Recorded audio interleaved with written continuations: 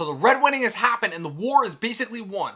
The Starks are all dead, the Lannisters and the Tyrells are reigning supreme in King's Landing, but just because the war is over doesn't mean that the fighting's done. At the Wall, Jon is preparing the Watch for the imminent attack by the Wildlings, while across the Narrow Sea, Daenerys continues with her liberation of Slaver's Bay. What's in store for our heroes and villains this season? Let's find out. This is Season 4.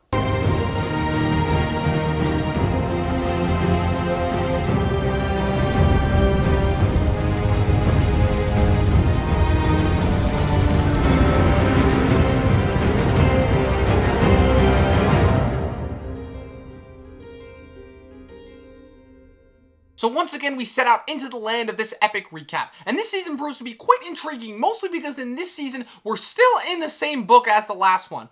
As it turned out, book 3 of the series, A Storm of Swords, had just so many intriguing plot lines and stories that they decided to extend this book into 2 seasons rather than just 1. Or David and DB just said, fuck it, the Red Wedding and the Battle of the Wall are just 2 massive events that they couldn't but work budget-wise into just 1 season. But hey, tomato tomato. So we start this season once again in the epicenter of the shitstorm, King's Landing. The first shot is a symbolic shot where we see Tywin Lannister do 2 things. Melt down Ned Stark's epic former massive Valyrian steel sword, Ice, into 2 smaller swords, as well as throw a wolf pelt into the fire, symbolizing the end of the Stark reign, or so he thinks. He then gifts the one sword to Jaime, who is now fully clean-shaven. However, because he's Tywin Lannister, he always has an ulterior motive. He wants Jaime to renounce his Kingsguard ties and return to Casterly Rock and serve as Tywin's heir, believing that Jaime can no longer properly protect Joffrey since he lost his sword hand, as well as finally seeing the chance to get back his rightful heir after Aerys made him a Kingsguard member all those years ago. Jaime refuses, however, wanting to remain in the Kingsguard, so Tywin disowns him. Tyrion, however, is glad to see his brother back and decides to help him get back on his sword-fighting feet and has him train with Bronn. Tyrion, meanwhile, also has his hands full, as he has to welcome a new addition to King's Landing, Prince Oberyn Martell, the brother of Doran Martell, the ruler of Dorne. That's that region all the way to the south. The Lannisters and the Martells have had a rocky relationship ever since the war, when Gregor Clegane brutally raped and murdered Rhaegar's widow, Elia Martell, who happened to be Oberyn's sister, as well as her 2 children, a fact that Oberyn makes very clear when he meets him. Another tiny tidbit is that Joffrey is finally set to marry Margaery, finally uniting the Lannister and Tyrell houses. On his wedding day, Tywin gifts the second Valyrian steel sword to Joffrey, which he then uses to cut in half a book that Tyrion got him. To antagonize Tyrion further, Joffrey then parades several dwarves in front of the whole wedding as a show in order to provide a mockery of the War of the 5 Kings. Then, in a cruel and very much justified bit of irony, Joffrey ends up drinking poison wine, causing him to convulse and die in his mother's arms. Cersei immediately has Tyrion in prison as he picks up the cup with the poison wine was in, while Sansa is quickly spirited away from the city by Dontos Hollard, a former knight whom Joffrey was going to have killed, but rather made him a fool through Sansa's suggestion. Dontos then takes her to Littlefinger, who proceeds to have Dontos killed in order to silence him.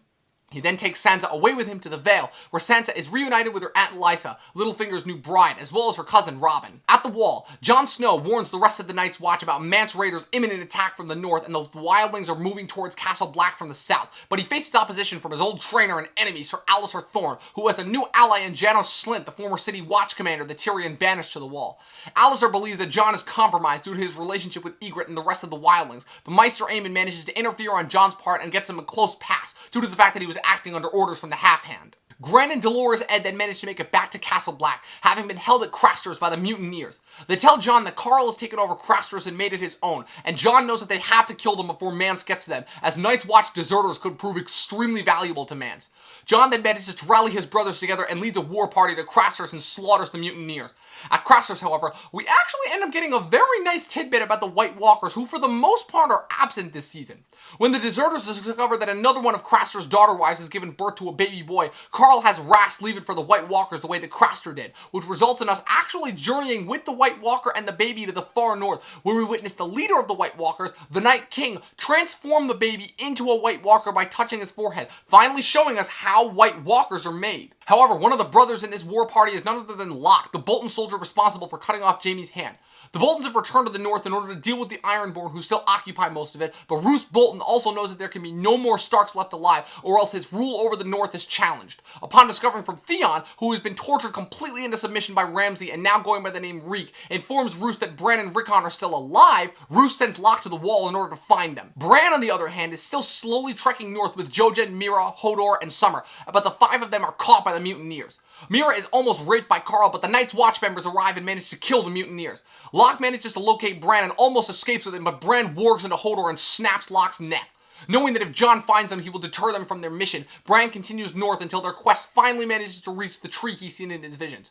Just as they're about to make their way into the tree, however, they're attacked by whites, who kill Jojen. However, the rest of them are narrowly saved by the Children of the Forest, who bring them into the small fort under the Weir Tree, which protects them from the whites and the White Walkers. Here, Bran finally meets the Three-Eyed Raven, an ancient man entangled in the roots of the Weir Tree, who promises Bran that he will never walk again. However, he will fly, and they begin their lessons, which prove to be so strenuous that Bran ends up getting completely cut from the next season, making this the last time we see Bran until season 6. Across the Narrow Sea, we once again meet up with the Dragon Queen herself, Daenerys Targaryen, who is continuing on her quest to free all of Slaver's Bay from the cruel might of the Slave Masters. Together with her entourage, now consisting of Sarah's Jorah Mormont and Barristan Selmy, freed slaves Missandei and Grey Worm, and newly recast leader of the Second Sons Daario Naharis, played this time by Michelle Huisman, Daenerys has conquered both Astapor and Yunkai, and sets her sights on the last city in Slaver's Bay, Meereen. The Meereenese, who have heard about Daenerys' exploits in the other cities, quickly send out a rider upon her arrival in a feeble attempt to best her in one-on-one combat, but Daario easily slays the rider in a particularly badass moment by throwing his dagger into the horse that the rider's on. Grey Worm then infiltrates the city with several Unsullied and manages to rally the slaves of Meereen to band together and wipe out all of the masters, allowing Daenerys to come into the city and effectively end all slavery in Slaver's Bay, or at least she thinks. While she's been busy in Meereen, unfortunately, the Masters have risen up and retaken Astapor and Yunkai, so rather than sailing on to Westeros, she decides to remain in Meereen in order to ease the tension still remaining in all of Slaver's Bay, as well as to learn how to be a better ruler so that she does not make the same mistakes her father and her other ancestors did once she finally gets back to Westeros. Unfortunately, right after deciding to move into Meereen permanently, Dany is faced with two heartbreaking decisions. First, she's got to banish Jorah because she finds out about him reporting back to Varys in Season 1 when one of Varys' spies hands a letter meant for Jorah to Sir Barristan. So she's forced to exile him, and even worse, she is forced to imprison two of her dragons in the crypts below the city after a farmer comes to her and reveals the charred remains of his child, whom the dragons had killed, as they were just getting too big and too wild and too uncontrolled. So she imprisons Viserion and Rhaegal. However, Drogon, who has gone off on his own, she is nowhere to be found. Back in the north, we fast forward back to the Dreadfort, and to the newest piece of shit character, Ramsay Snow, and his new plaything, Reek, formerly Theon Greyjoy. We're reintroduced to his psychopathic characteristics as Ramsay is pursuing one of his former girls, whom he's grown bored of in a dog hunt, who rips that girl to pieces upon catching her. After his father arrives back home at North and chastises Ramsay about what he's done to Theon, Ramsay surprises him by having Theon tell him the information about Bran and Rickon, to which Roose responds by sending Locke north to find them, and we all know what happens to him there. Yeah, that whole thing. Meanwhile, Yara Greyjoy, Theon's sister, lands in the shores of the Dreadfort in order to rescue Theon, but upon reaching him, Theon refuses to leave, terrified of Ramsay and what he'll do, who then arrives and fights with Yara and her forces. Yara is forced to retreat, telling her fellow Ironborn that Theon is dead. Ramsay, impressed with Theon's loyalty, then gives Theon a bath, then has him go to Moat Kylan, one of the last castles in the north controlled by the Ironborn, where he wants Theon to act like himself in order to get the Ironborn to surrender. It almost doesn't work, but Theon successfully manages to negotiate a surrender, after which Ramsay's forces butcher the Ironborn. Roose then rewards Ramsay by officially making him a legal Bolton and his heir, before the Bolton forces harden their claim in the north by moving into Winterfell. On Dragonstone, Stannis and Davos are working tirelessly to rally more houses to Stannis' side so that he can march north, but they aren't having much luck. However, Davos comes up with a brilliant idea to appeal to the Iron Bank of Braavos, a massive conglomerate bank that lends money to all over the world, with whom the crown is in massive debt. Despite initial doubts from lead banker Tycho Nestoris, played by Sherlock writer and star Mark Gatiss, Davos manages to convince them that Stannis would be a much better ruler than Tommen, who is currently sitting the Iron Throne, and they get their loan from the bank, allowing Davos to once again hire Salladhor Saan and their forces set off north. Meanwhile, Littlefinger and Sansa arrive in the Vale, where Sansa is reunited with her Aunt Lysa, whom Littlefinger has been wed to, as well as her cousin Robin. However, because Littlefinger doesn't want Sansa to be found by agents of Cersei, he has her pose as his niece, Elaine, for the other Lords of the Vale. Despite finally being away from the Lannisters for the first time since leaving Winterfell, Sansa's troubles are far from over, as Lysa's paranoia and jealousy start to come to the surface when she accuses Sansa of sleeping with Littlefinger, having always been in love with him since she was a little girl, and was extremely jealous that he was always in love with Cat and that she was married to Jon Arryn. Her suspicions of Littlefinger's love of Cat carrying over to Sansa are confirmed, however, when Littlefinger is witnessed kissing Sansa. Lysa then threatens Sansa's life by forcing her over to the Moon Door, but Littlefinger comes to her aid and pulls Lysa off of her. Lysa then reveals an extremely surprising surprising and important fact that she was the one who actually poisoned Jon Arryn way back in season 1 on Peter's suggestion in order for him to kick off this whole catastrophe that has rocked the kingdom for the last couple of years. Peter then reveals that he has only ever loved one person, Catelyn, before proceeding to push Lysa out of the moon door to her death. The other Lords of the Vale, led by Lord Jan Royce, then interrogate Peter about her death and bring in Sansa as a witness. But despite Sansa revealing her true identity to the Lords of the Vale, she still lies for Littlefinger, stating that he rescued her from the Lannisters and that Lysa committed suicide because of her fragile state.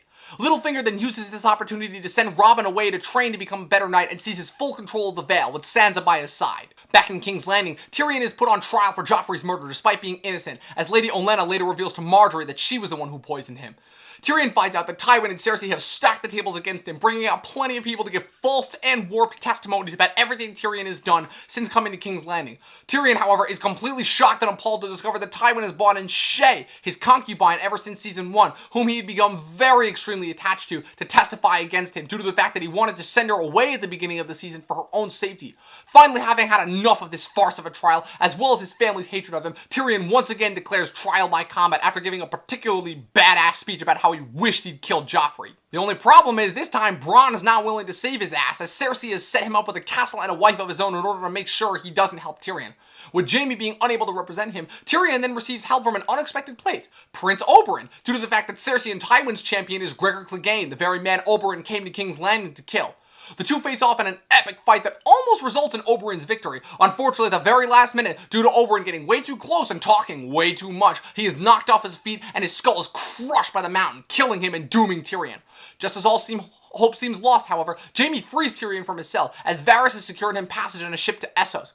After saying goodbye to his brother, Tyrion then proceeds to the ship, but not before visiting the Tower of the Hand, where he finds Shae in his father's bed, of all places. After strangling her with a gold chain he had previously given her, he finds Tywin sitting on the toilet and shoots him twice with a crossbow, killing him before escaping with Varys. Back at the wall, the Big Knight is upon the watch as Mance Rayder's attack commences from both directions. The force of wildlings from the south, led by Ygritte and Tormund, rendezvous with several tribes of Thenns, cannibalistic wildlings, to attack Castle Black directly, while Mance Rayder's forces light the forest to the north on fire and send several wildlings, giants, and woolly mammoths forward to attack.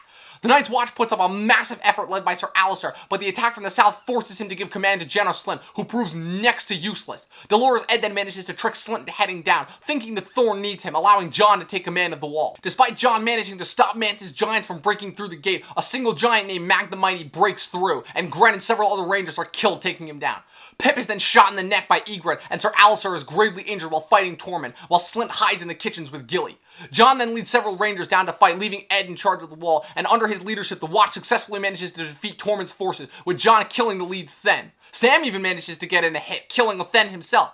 Tormund is taken captive while Ygritte is shot in the chest right in front of Jon by Ollie, a boy whose village was attacked by the wildlings whose parents were killed by Ygritte, who was forced to retreat to the wall. After the battle is done and the dead are burned, Jon heads north by himself in a false attempt to negotiate peace with Mance, while in reality means to kill him to cause the wildlings to scatter before they have a chance to attack the wall again.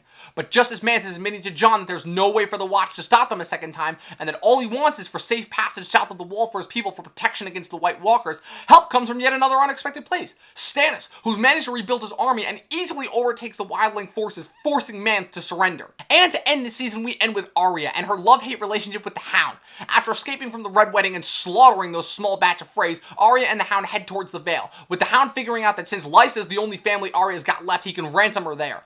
Unfortunately, by the time they get to the Vale, they discover that Littlefinger has already murdered Lysa. The two are left at a crossroads until they stumble upon Brienne and Podrick Payne, of all people. Brienne had previously been dispatched by Jaime in order to fulfill her oath by finding both Stark girls and keeping them safe, and sent Podrick with her due to the fact that he would be in danger because of his connection with Tyrion. Brienne attempts to convince Arya to come with her, but Arya is against this after learning that Brienne was not at the Red Wedding to protect her mother. Her apprehension leads to the Hound defending her and insulting Brienne, which leads to a massive fight between the two of them that ends in Brienne biting off the Hound's ear and pushing him off a cliff. The Hound begs Arya to kill him, but Arya leaves him to his fate. She then finds a ship that's headed for Braavos and gives the captain the coin that Jaqen gave her, following his instructions by telling the captain the phrase Valar Morghulis. She then departs from Westeros for a new life and a new chapter in Braavos. So that was season 4, and in my humble opinion, it was the best the show had been since season 1. We got some extreme dramatic shifts. We saw the repercussions of the Red Wedding on the entire kingdom, because as much as I really didn't think it was impressive, it does have a massive impact, and it showed the characters going to even brand new places and new depths. Arya finally leaving Westeros, Joffrey's death at last, Sansa finally escaping from her hell in King's Landing, Tyrion's trial, and so many different changes for our characters. And to top it off, we get the best battle of Game of Thrones since the Battle of Blackwater with the Battle of the Wall. I really appreciate how David and DB were able to take that latter quarter of A Storm of Swords, which is only about that big, and turn it into this season, especially considering that this would be the last season that was based primarily on one book. So yet another recap is finished. You guys know what to do. Make sure you click that like button and the subscribe button. Leave a comment. Let me know what you think of this recap and how you think I'm doing. Also, make sure to check out my website, movienerdreviews.com, as well as the Twitter, Movie Nerd Reviews. And be sure to tune in next week for the next recap. I will see you guys next time.